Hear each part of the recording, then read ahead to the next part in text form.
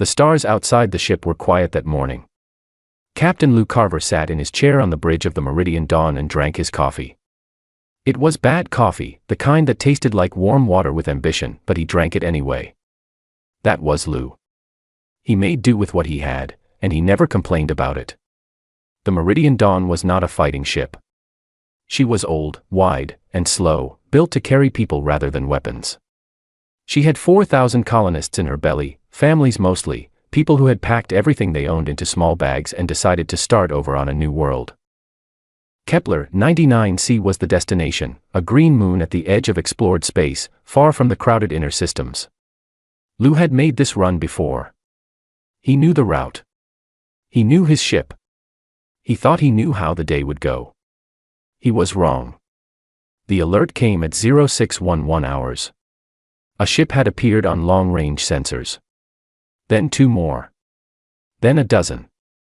They came out of faster-than-light travel in a wide formation, and the shape of that formation was not the shape of a greeting. Lou set down his coffee.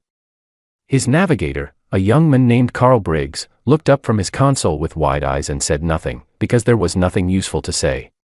The ships were Velthari. Lou had heard of them, of course. Everyone who traveled the outer systems had heard of them.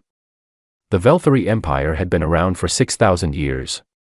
They had taken planets by force, broken species that resisted them, and written their history in the wreckage of other civilizations.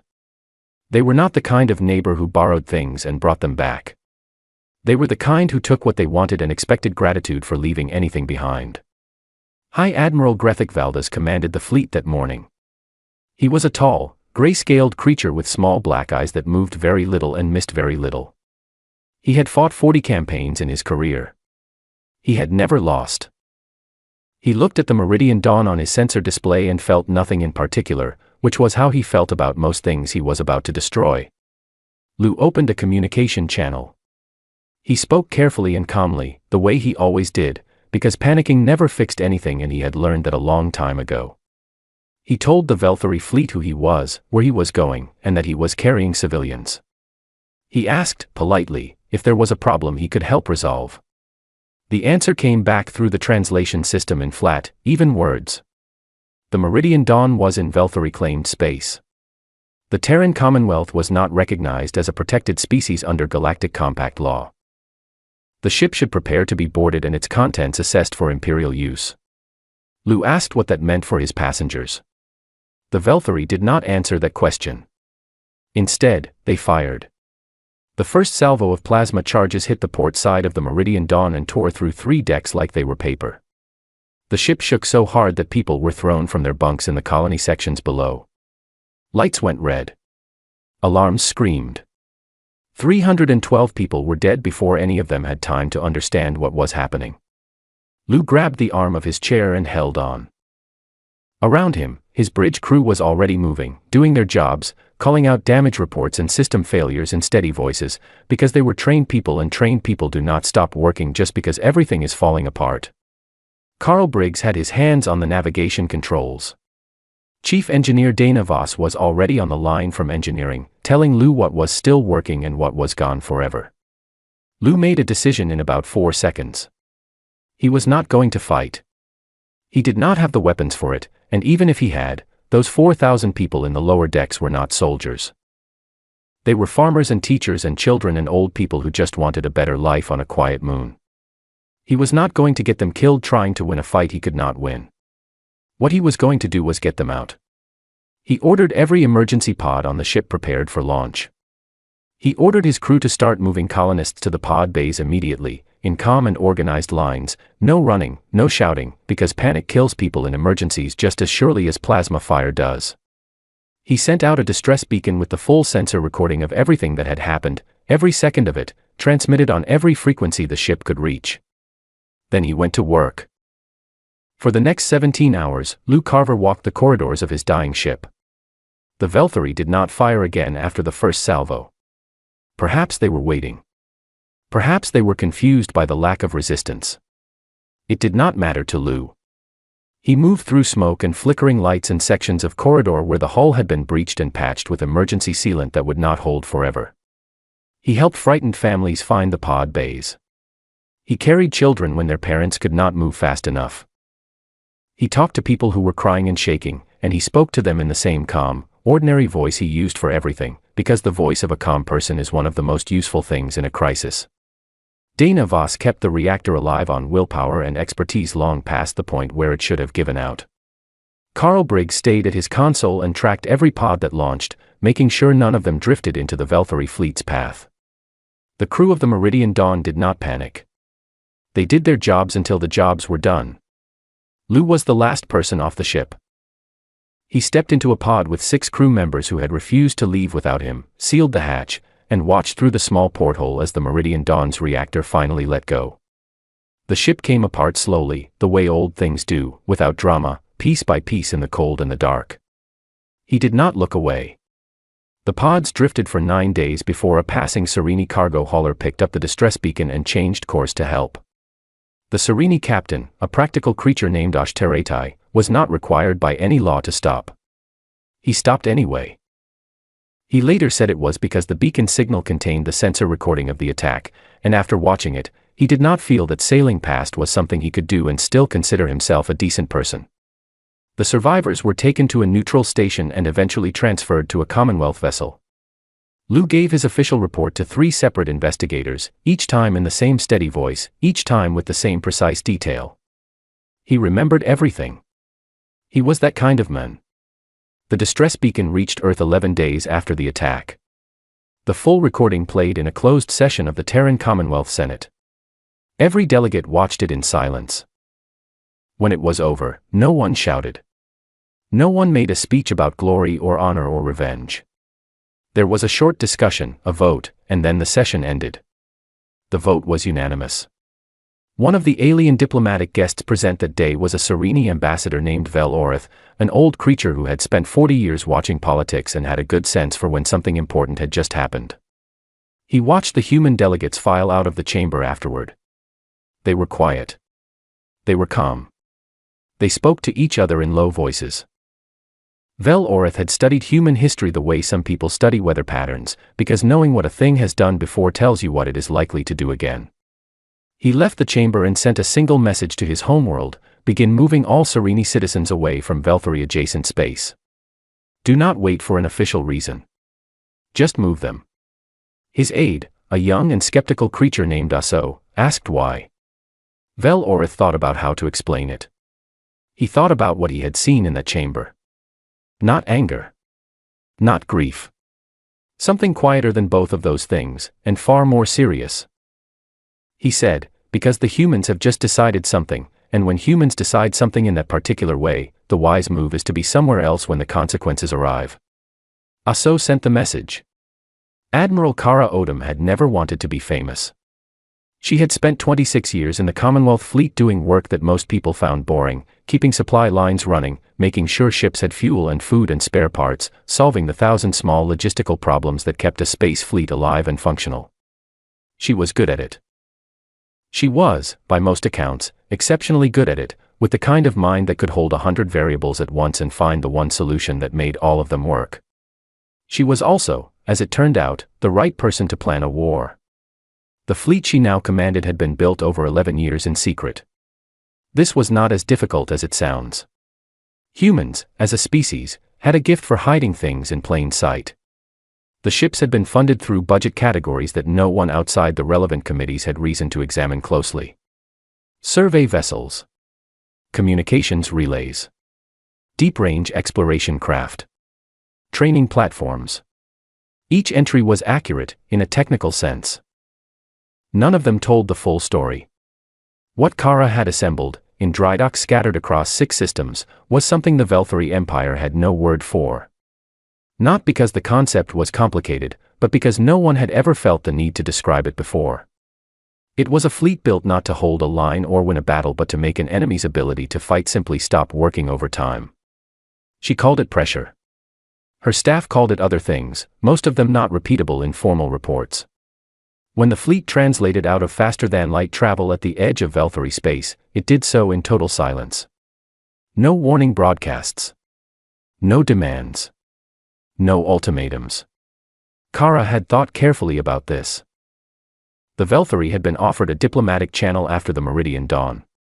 They had responded by refusing to acknowledge the deaths of 312 people. The time for talking was behind them. Her flagship was a vessel called the CNS Relentless. It was not the biggest ship in the fleet, not the most heavily armed, but it was fast and its communication systems were the best that human engineers had produced. From her command chair, Kara could see the status of every strike group in real time, which was important, because what happened next required a great deal of coordination. Velthari border sensors picked up the fleet immediately. The alert reached High Admiral Grethik Valdez within minutes. He reviewed the sensor data with professional interest rather than alarm. The human fleet was large, certainly larger than he had expected from a species he had not considered worth monitoring closely. But size was not everything. His capital ships were individually more powerful than anything the humans had. He began running tactical scenarios. He was still running them when Kara's fleet did something his tactical systems could not initially classify. They split apart. 340 ships broke into 17 separate groups almost simultaneously and began moving in different directions at speeds that were individually unremarkable but collectively impossible to track and respond to at once. The vectors his AI flagged as the most likely attack routes showed nothing. The vectors it flagged as least likely were where most of the human ships actually went. Kara had spent years thinking about this problem. The Velthari were experienced fighters. They had good sensors, good weapons, and 6,000 years of tactical knowledge. A direct engagement, ship to ship, would cost more than she was willing to pay, and she did not intend to pay it.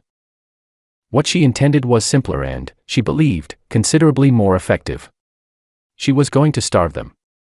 Each strike group had a list of targets and a set of rules about how to engage. The targets were not warships. They were the things that kept warships running. Shipyards where vessels were built and repaired. Fuel storage stations. Automated factories that produced weapons components. Communications relays that allowed the Velthari fleet to coordinate across the Empire. Officer training installations. Logistics hubs. None of these things were glamorous targets. None of them would appear in the kind of history that gets written to inspire people. But Kara had spent her career thinking about supply chains, and she understood something that purely military minds sometimes missed: a warship without fuel is a very expensive piece of furniture. A fleet without replacement parts eventually stops being a fleet. The first Velthari shipyard went dark 14 hours after the fleet crossed the border. The facility was large and well defended, but the strike group that hit it did not try to destroy the defenses. They went around them, using the facility's own electromagnetic shadow to mask their approach, and hit the construction bays and fuel stores directly. The defending ships gave chase. The strike group scattered and vanished into open space before the pursuit could organize. The second shipyard fell 6 hours later. Then a fuel depot. Then a communications relay that handled coordination for a third of the Velthari's outer fleet. Then the fabrication complex at Aldakar Station, which produced 40% of the Empire's torpedo warheads. Each strike was quick, precise, and then gone before a response could be properly organized. Commanding the strike group that hit Aldakar was a man named Nate Okafor. Nate had spent 15 years as a merchant captain before the war, hauling cargo through the outer systems on thin margins and tight schedules. He was not a traditionally trained military officer. He was a man who had learned to make decisions quickly with incomplete information, because in the merchant trade, hesitation was expensive and perfectionism was a luxury he could not afford. Kara had picked him for exactly those reasons. She had picked all of her strike group commanders with the same logic. She did not want officers who would wait for perfect conditions. She wanted officers who would find a way. Back in the heart of the Velthari Empire, Grethik Valdez dispatched his 7th Battle Group to deal with the threat. 6 dreadnoughts, the pride of the Imperial fleet, ships so large that their mass created measurable gravitational distortions in local space. He expected them to find the human fleet, engage it, and end the matter. The 7th arrived at their first assigned location to find nothing but debris where a communications relay used to be. Their sensors showed no enemy ships in any direction. They began a sweep pattern. What they found instead was small, fast objects moving through the debris field at angles that did not fit any recognized spacecraft profile. The objects were too small to be proper ships and too maneuverable to be automated drones. They moved like nothing in the Velthari database, because they were something that had never appeared in the Velthari database. They were human pilots in single-seat strike frames, and they were very good at their jobs. The 7th Battle Group spent the next several hours attempting to engage targets that refused to be caught, while quietly, on the other side of the debris field, Nate Okafor's group slipped in and disabled the lead dreadnought's drive systems with a series of precisely placed charges that the Velthari engineers would later describe, in their damage reports, as embarrassingly small to have caused so much trouble. Grethik Valdez reviewed the engagement report that evening. For the first time in his career, he gathered his senior staff not to give orders but to ask a question. He asked, "What, exactly, are we dealing with?" No one in the room had a good answer. That, in its own way, was the answer. End of Part 2. The fleet that should not exist. Grethik Valdez was not a man who scared easily. He had fought in 40 campaigns and had walked away from all of them, which was the kind of record that tends to give a person confidence in their own judgment. He was systematic, experienced, and careful, not in the way of a cautious man but in the way of a hunter who takes his time because he knows he will not miss. He had missed. He sat at the head of the command table and listened to his senior officers give their reports, and he listened the way he always listened, without interrupting, without reacting, taking in every piece of information before he allowed himself to form an opinion. It was a discipline he had practiced for decades. Right now, it was the only thing keeping his expression calm. The reports were not good.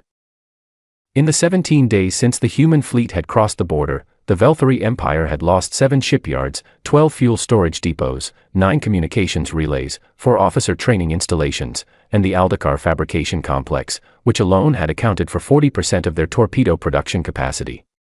In addition, 3 capital ships had suffered drive failures from precision damage and were currently limping toward repair stations that were themselves running at reduced capacity because of supply shortages caused by the loss of the depots. He had not lost a ship to enemy fire. Not one. The humans had not tried to destroy his warships directly. They had, with considerable patience and apparent calm, been destroying everything that allowed his warships to function. Grethik asked his chief intelligence officer, a quiet and meticulous woman named Sarith Veo, to tell him everything the Empire knew about humans. She had been preparing for this request. She placed her compiled report on the table and went through it section by section. What she told him was not reassuring. Humans were young by galactic standards. They had achieved faster-than-light travel 60 years ago. In that time, they had expanded steadily along uninhabited corridors, building colonies and trade routes without much drama. They had made contact with a dozen species and maintained peaceful relations with most of them. They were known for their commerce, their engineering, and a cultural tendency to be friendly to strangers in a way that some species found slightly overwhelming. They had also been involved in 4 armed conflicts with other species in those 60 years. This was the part Grethik paid most attention to. 4 conflicts. 4 times, another species had attacked or threatened human territory. 4 times, the aggressor had eventually come to the table and asked for terms. The reports on those conflicts were brief, because no one had thought the outcomes important enough to study in detail. Humans were a minor species. The results had been filed and forgotten. Sarith Veo had gone back and read those files very carefully over the past week. She told Grethik what she had found. In each conflict, the humans had not fought the way the aggressors expected. They did not try to hold territory. They did not engage in the large fleet battles that the historical record was full of. They moved quickly, targeted supply lines and logistics infrastructure, used small fast units to harass and delay larger forces, and sustained the campaign long past the point where the aggressor expected them to run out of resources or will. None of the 4 aggressors had managed to land a decisive blow. Not because humans were impossible to hit, but because by the time a decisive blow could be organized, the cost of organizing it had already become prohibitive. Grethik sat with this information for a moment. He asked Sarith Veo why no one had flagged this pattern before. She said, without any particular emotion, that humans had been classified as a low-priority species. Their conflicts had been with other low-priority species. No one with sufficient authority had considered any of it worth a serious strategic analysis. He asked what the current strategic analysis said about the next 14 months. His chief fleet commander, a veteran officer named Horath Sull, answered that question. At current rates of infrastructure loss, the Empire would lose the capacity to conduct offensive operations within 14 months. Defensive operations could be maintained for longer, but the ability to project force beyond the core systems would be gone. The room was quiet for a moment after that. Grethik thought about the Meridian Dawn. He thought about the decision he had made that morning with such complete ease, the order to fire on a slow civilian ship because it was in space he had decided was his. He had not hesitated. He had not asked questions. He had done what he always did when something was in his way, he removed it. He had not asked, before giving that order, why the humans had never built warships before. They were a species 60 years into interstellar travel with a rapidly growing economy and considerable engineering skill. Other species at that stage of development had large fleets. The humans had survey ships and cargo haulers and a small defense force that had never been deployed at scale. There were two possible reasons for a species to have no warships. One was that they were peaceful and had never needed them. The other was that they had decided, at some point, that the kind of war they intended to fight did not require traditional warships. He understood now which reason applied. On the other side of the conflict, in a small temporary office aboard the CNS Relentless, Kara Odom was reviewing her own reports with a cup of tea going cold beside her. Her strike groups had performed beyond her best projections. Nate Okafor had taken out the Aldecar complex with 17% fewer losses than she had planned for. Strike Group 7 had hit 4 targets in 11 days and had not lost a single frame pilot. She was not celebrating. Celebration felt premature and also slightly wrong, given what this was and what it had cost to get here. She thought about Lou Carver sometimes, in quiet moments, a man she had never met who had spent 17 hours walking a dying ship to make sure 4,000 people got off it safely. She thought about the 312 who had not made it off. She thought about them whenever she was tempted to feel comfortable about how things were going. Her communications officer knocked and told her that a message had come in through a neutral relay. A Velthari diplomatic channel request, routed through the Serenity. Kara read the header twice. Then she set down her tea, which was cold anyway, and began drafting a reply. She kept the reply short. 4 words, simple and direct. We are still listening. She sent it and went back to her reports. There was still a great deal of work to do, and she intended to keep doing it until she heard something worth stopping for. Deso Arha had been a diplomat for 30 years. He had negotiated trade agreements, border disputes, and resource-sharing treaties between species that barely tolerated each other. He was good at his job, which required a particular kind of patience, the ability to sit in uncomfortable rooms and say difficult things in ways that did not make the situation worse. He had never, in 30 years, walked into a negotiation knowing that his side had already lost. He had not slept well in several days. This was visible, in the small movements of his face and the way he held his shoulders, and he knew it was visible, and he knew there was nothing to be done about it. He was a civilian in a situation that had been created by military decisions, and he had been given the task of finding a way out of it because the people who had made those decisions were not capable of finding one themselves. When the channel opened and he saw the human admiral on the other side, he took a breath and began. He expressed, on behalf of the Velthari Empire, a desire to discuss terms. He said the phrase error of judgment several times in the first few minutes, because it was the softest available description of what had happened to the Meridian Dawn and he had been instructed to use soft language. He talked about the possibility of moving forward in a spirit of mutual understanding. He said several other things that sounded reasonable and meant very little. Admiral Kara Odom let him finish. She sat very still while he talked, her hands flat on the table in front of her, her face carrying the expression of a person who is listening to every word and has already decided what she is going to say next. When he was done, she spoke. She did not raise her voice. She did not use dramatic language. She listed what the Commonwealth required, in clear and simple terms, one item after another. Full and public acknowledgement that the Velthari Empire had destroyed the colony ship Meridian Dawn and killed 312 civilians. Not an expression of regret. Not a statement about differing interpretations. A direct acknowledgement of what had happened.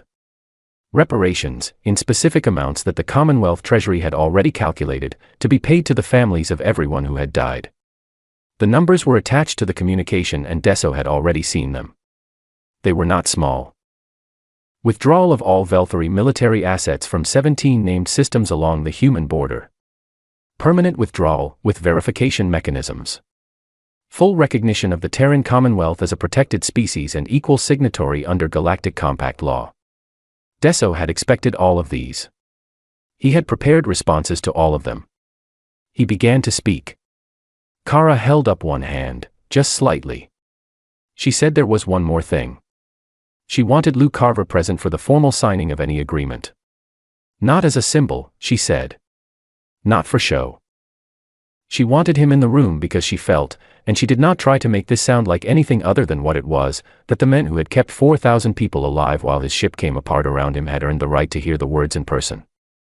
Deso said he would convey the request. He conveyed it. His government accepted every condition after 3 days of internal argument that he was not present for and did not ask about afterward. The formal session was scheduled. Lou Carver was brought to the Relentless by a Commonwealth transport 2 days before the signing.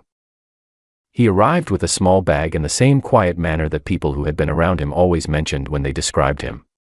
He shook hands with crew members who wanted to meet him, declined several requests for photographs with polite firmness, and spent the evening in his assigned quarters, reading. Kara met him for breakfast the morning of the session. She had wanted to meet him before the formal proceedings, though she had thought carefully about what she wanted to say and had eventually decided to say very little. She poured coffee and asked how he was doing. He said he was doing all right. He asked about the coffee. She apologized for it. He said it was fine, that he had low standards when it came to coffee, and this was apparently something he had said many times before because he smiled at it in the way people smile at their own old jokes. She asked if he wanted to know anything about what was going to happen in the session. He said no. He said he trusted her to have handled it properly, which she found more affecting than she had expected. The formal session took place in the conference room of the Relentless. Deso Arha arrived with 2 aides and looked exactly as tired as he had on the channel. The Commonwealth delegation was larger. Lou sat in the back of the room, in a chair slightly away from the main table, in his civilian jumpsuit, the only person in the room not in some kind of official uniform or formal dress. Deso read the prepared statement. His voice was steady and professional and gave nothing away about what he was feeling. The statement acknowledged, without softening language, that the Velthari Empire had ordered the destruction of the colony vessel Meridian Dawn on a specific date, resulting in the deaths of 312 Commonwealth civilians, and that this action was in violation of Galactic Compact protections and basic standards of conduct between spacefaring peoples. He read every word of it. When he finished, the room was quiet for a moment. Kara watched Lou during the reading. He sat with his hands in his lap and his eyes on the table in front of him, and he did not move much. He did not look satisfied or triumphant. He looked like a man sitting with something heavy, something he had been carrying for months and was only now being allowed to set down in a place where someone else could see it. After the session, he found Kara in the corridor. He thanked her. She said the Commonwealth owed him the thanks. He shook his head a little and said that he had just done what anyone would do. She watched him walk away down the corridor, this ordinary man from Ohio, and she thought that what he had just said was the most human thing she had ever heard, and possibly the most untrue. Anyone would not have done it. Almost no one would have done it. What he had done, in the dark with his ship dying and 4,000 people depending on the steadiness of his voice, was not ordinary. It only looked ordinary because he was the one who had done it, and he genuinely did not understand that most people are not built the way he is built. That, she thought, was the thing about humans that was hardest to explain to anyone who was not one. Stories travel faster than ships. That had been true before faster than light travel, and it remained true after, because the desire to tell someone what just happened is older than any technology humans or anyone else has ever built. The story of the Meridian Dawn and what came after spread through the settled galaxy in pieces and versions. Some versions had the human fleet numbered in the thousands. Some versions had Lou Carver personally leading troops onto Velthari ships, which was not accurate, though people who knew Lou found the image both amusing and not entirely out of character. None of the versions were exactly right. All of them were trying to describe the same true thing, which was that the Velthari Empire had looked at humanity and seen something small and unimportant, and that this had turned out to be one of the most expensive mistakes any species had made in several centuries. Vel Orith, the Sereni ambassador who had sent the evacuation warning, became a small celebrity among his own people. He was asked many times how he had known to send it when he did, before anyone else was thinking in those terms. He gave the same answer every time, without variation, because it was the true answer and he saw no reason to make it more impressive than it was. He had read the history books. Not human history books specifically, though he had read those too. He had read the accounts written by the species that had previously gotten into armed conflicts with humans, the ones that had survived and been willing to talk about the experience afterward. There were 4 such accounts. They were not widely distributed. They had not been considered important. Vel Orith had read them because he made it his practice to read things that other people had not considered important, on the theory that the universe is not arranged for the convenience of people who only read popular documents. A young Serini journalist named Kel Davin heard Vel Orith give this answer at a public event and went home and spent 3 years tracking down those accounts and everything adjacent to them. What Kel produced was not an analysis or an argument. It was a document, long but plainly written, that simply laid out what had happened across all 4 previous conflicts and this most recent one, in order, with the accounts of people who had been present, translated as faithfully as possible. Kel did not give it a title. The catalog entry was a reference number. But when translated copies started circulating through the information networks of a dozen species, almost every person or group distributing them gave it the same informal name, independently, without coordination, as though the title had simply been waiting for someone to say it out loud. Do not provoke the humans. It was not a law. No one had passed it. No formal body had written it down in an official document. It was more like a description of reality, the way certain other things are described, things that do not require official endorsement because they simply are. Grethik Valdez spent the years following the treaty in a much smaller life than the one he had lived before. His rank was reduced. His commands were removed. The Empire, with the practical coldness that had sustained it for 6,000 years, decided that someone needed to publicly represent the cost of the lesson, and he was the available candidate. He was not executed. He was made irrelevant, which for a man like him was its own kind of ending.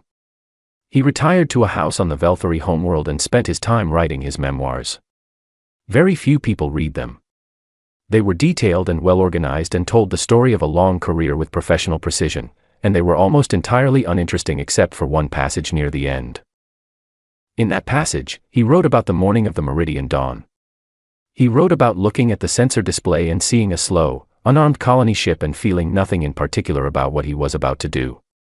He had made the calculation the way he always made calculations, quickly and without sentiment, and the calculation had seemed straightforward. He wrote that he had not stopped to ask why, in 60 years of interstellar travel, the humans had built no warships. He had seen the absence of warships as evidence of weakness. It had not occurred to him that it might instead be evidence of confidence. That a species does not build large weapons fleets when it has already decided that the war it intends to fight, if it is ever forced to fight one, will not be one with large weapons fleets. He wrote that he had looked at something that showed no teeth and assumed it had none. He did not write about what that assumption had cost, because the numbers were in the official record and he saw no need to repeat them. The passage ended there. He did not add a lesson or a moral. He left the observation sitting on the page and moved on to other things, which was perhaps the most honest thing he ever wrote.